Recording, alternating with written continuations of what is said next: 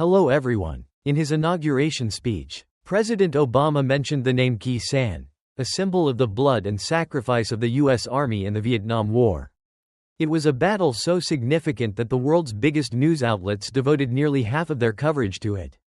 Even President Lyndon Johnson had a full-scale model of Khe Sanh built inside the White House so he could follow the situation closely. That alone tells us how important this battle was for both Vietnam and the United States in 1968. But before we can truly understand why the Battle of Khe Sanh shocked the world, we need to look back at the reasons why the U.S. Army was in South Vietnam in the first place.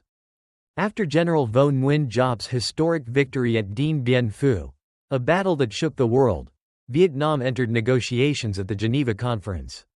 The agreement temporarily divided the country along the 17th parallel, but it was clearly stated this was not a political or territorial border.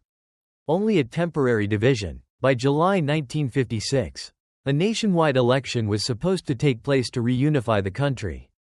Another unusual point in the Geneva Accords was that people on both sides were allowed to move freely for 300 days. Why was this clause included? Simply to show the world that many in the North would flee their government. And more importantly, to provide the South with a pool of manpower, people they could turn into allies or soldiers. So why did so many Northerners move south? Out of 1.3 million total migrants, about 1 million moved from north to south, while only 300,000 went the other way. Most of those who went south were Catholics. They were influenced by priests who told them that South Vietnam had a Catholic prime minister waiting for them, promising fertile land and better opportunities. This wasn't a war fought with guns, it was a psychological war. Far more dangerous, the U.S. Army spread propaganda, claiming that the North was about to persecute Catholics, that God had already gone south, and that the Virgin Mary had left the North. Of course, the nationwide election never happened. Ho Chi Minh had predicted this outcome right after Dien Bien Phu. Because the U.S. Army had funded about 80% of the French war effort. And as he put it, whoever pays, calls the shots. So victory at Dien Bien Phu was only the beginning. Vietnam would soon have to fight the Americans as well. His prediction came true. The U.S. Army set up a puppet regime under Ngo Dinh Diem. The election he staged was so blatantly rigged that he won 98.2% of the vote. Even President Eisenhower once admitted that in a truly free election, no one could win more than 90%.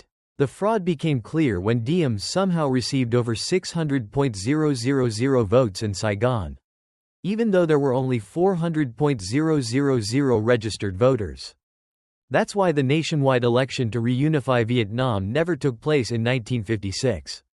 The Diem regime knew that Ho Chi Minh and the Democratic Republic of Vietnam would win overwhelmingly.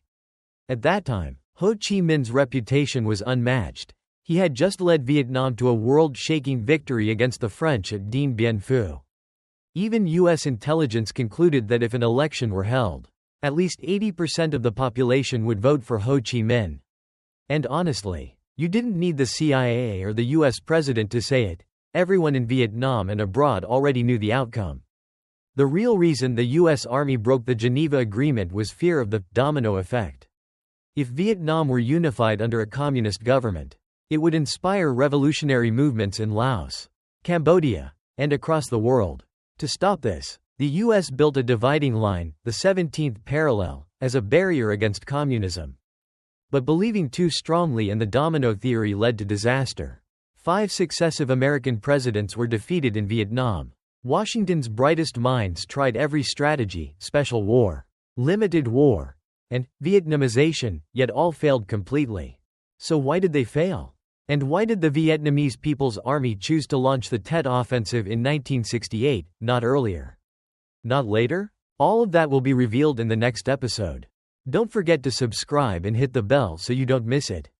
Thank you for watching. And if you have any ideas for future topics, please leave a comment below. See you next time.